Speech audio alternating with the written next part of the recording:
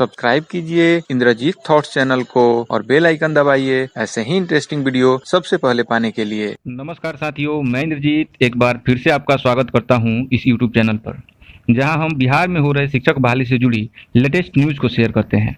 जैसा कि कल एनआईओएस मामले पर एक अपडेट निकल कर आई कि केंद्रीय एचआरडी मिनिस्टर रमेश पोखरियाल निशंक जी ने कहा कि हम पटना हाई कोर्ट के निर्णय का सम्मान करेंगे। अभी कुछ बिहार के मैं देख रहा था कि कुछ छात्रों ने डीएल कुछ एनआईओएस के द्वारा जो डिग्री दी गई उस पर भी विवाद के बारे में भी बहुत सारे लोगों के वो आ रहे हैं और मैं उनको कहना चाहता हूँ कि इस दिशा में गवर्नमेंट ने निर्णय लिया है और जो कोर्ट ने भी जो आदेश दिया है हम उसका सम्मान करेंगे और उस सम्मान से हटेंगे नहीं। हम छात्रों के भविष्य को और बनाना चाहते हैं, बढ़ाना चाहते हैं और फिर आप तो अध्यापक हैं, आपको जरूर हम सम्मानित करते हैं। लेकिन कुछ लोग इसी को गाइडलाइंस मान चुके हैं, जबकि यह ओरल रूप से कहा गया। बार बार एक ही बात को पूछने के कारण उन्होंने भी ऐसा कह दिया। मैं इस पर ऑलरेडी एक वीडियो बना चुका हूं, जिसे आप आई बटन पर क्लिक करके देख सकते हैं। मंत्री जी के द्वारा कई बातों को बहुत से यूट्यूब चैनलों एवं न्यूज़ पेपरों के द्वारा बताया गया, लेकिन उसमें न्यूज़ कम मिर्च मसाला ज़्यादा था। उसमें कहा जा रहा है कि एनआईओ सब मान्य हो गया, खुशी की खबर, सभी बनेंगे शिक्षक, बहुत सारी बातें हुई। लेकिन आप सभी भी जानते हैं कि हमने कब कहा यह कोर्स अमान्य है।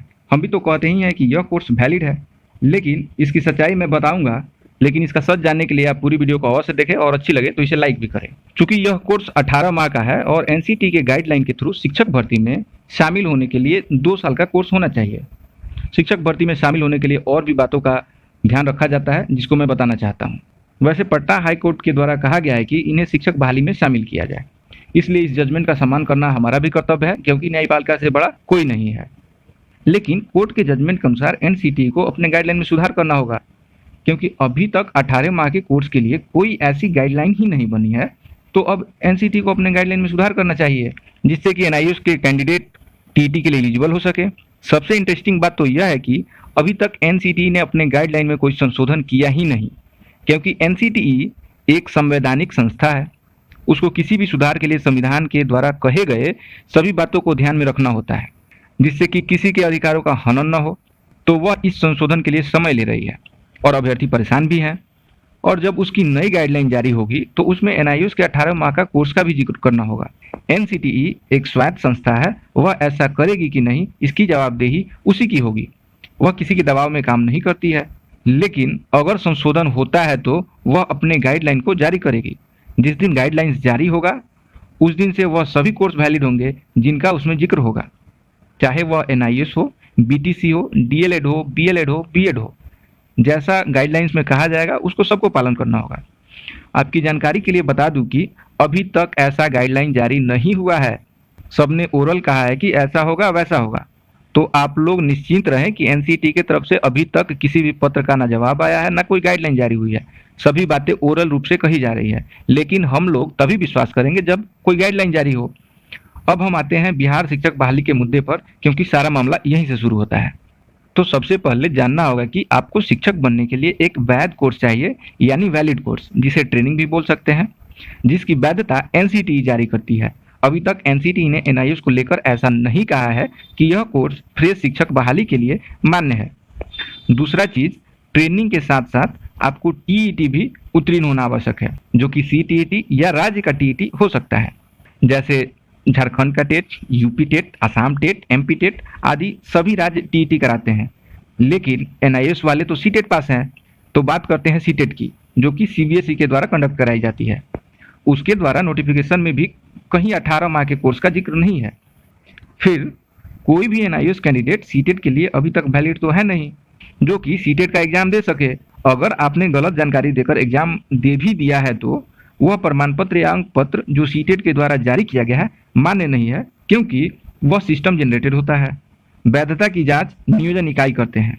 और सबसे रोचक बात तो यह है कि एनआईओएस का कोर्स 2019 के अप्रैल में पूरा हुआ है और बिहार राज्य के द्वारा 2017 के बाद कोई भी टीईटी का एग्जाम आयोजित हुआ ही नहीं, जो प्राथमिक शिक्षक के बहाली के लिए होता है। तो अभी तक ना ही एनआईओएस डीएलएड का कोर्स एनसीटी के अनुसार फ्रेश बहाली के लिए मान्य है और ना ही उनके पास एनसीटीई के द्वारा जारी नियमों के अनुसार कोई वैध टीईटी का प्रमाण पत्र है, तो वह किसी भी आधार पर बिहार शिक्षक बहाली के लिए योग्य है ही नहीं। मुझे इस बात का पूरा पता है कि एनआईओएस वाले अभ्यर्थी मुझसे नाराज होंगे, लेकिन मेरी बातों की सच्चाई के बारे में वह खुद सोचे। अगर मैंने कुछ गलत कहा है तो मुझे कमेंट करें, मैं रिप्लाई जरूर दूंगा। लेकिन जिनको भी यह वीडियो अच्छी लगे तो चैनल को सब्सक्राइब जरूर करें और मेरे इस अभियान से जरूर जुड़ें। अब कुछ महत्वपूर्ण बातें बिहार शिक्षक बहाली से जुड़े अभ्यर्थियों के लिए, जिन्होंने आवेदन तो किया है लेकिन अभी तक इंतजार कर रहे हैं कि बहाली कब पूरी होगी। तो साथियों, आपका इंतजार करना आपको महंगा पड़ सकता है। अब आप लॉकडाउन का पालन करते हुए सरकार से आग्रह करें कि वह एलपीए दायर करे एवं हाई कोर्ट के सिंगल बेंच के जजमेंट को चुनौती दे।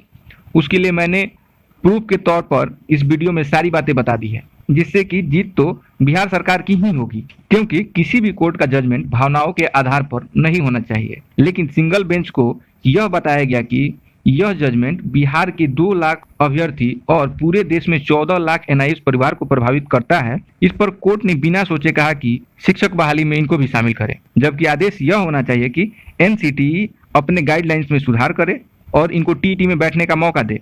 लेकिन बिहार सरकार की मंशा ही ठीक नहीं है, जो कि उसने जजमेंट को बिना पढ़े बहाली पे स्टे लगा दिया। आप सभी मेरे इस वीडियो को जरूर शेयर करें ताकि सभी को उस मुद्दे की सही जानकारी हो, क्योंकि आजकल लोग सोशल मीडिया का सही उपयोग बहुत कम तो इसका गलत उपयोग बहुत ज्यादा हो रहा है। किसी भी खबर की सच्चाई को बताना नहीं चाहते हैं और खबरों को तो ऐसे तोड़ मरोड़ के पेश करते हैं जैसे कि वही सच। क्योंकि यह वीडियो ज्यादा लंबा हो रहा है, इसीलिए इस वीडियो में इतना ही। आप इस चैनल से जुड़े और मुझे मजबूती प्रदान करें। अपने सभी दोस्तों तक इस वीडियो को जरूर भेजें। मैं इस मुद्दे पर अगली वीडियो भी बनाऊंगा। तब तक के लिए आप इस वीडियो को देखकर बिहार सरकार पर भी दबाव बनाएं कि बहाली जल्द शुरू हो। मैं आपके कमेंट का इंतजार करूंगा। इस वीडियो से जुड़ी किसी भी जानकारी के लिए आप हमें नीचे दिए गए कमेंट बॉक्स में कमेंट जरूर करें। मैं उम्मीद करता हूं कि यह वीडियो आपको अच्छी लगी होगी। अगर अच्छी लगी हो तो इस वीडियो को लाइक करें और हमारे चैनल को सब्सक्राइब करें। इसे अपने दोस्तों के साथ ज्यादा से ज्यादा शेयर करें। इस वीडियो को अंत तक देखने के लिए धन्यवाद।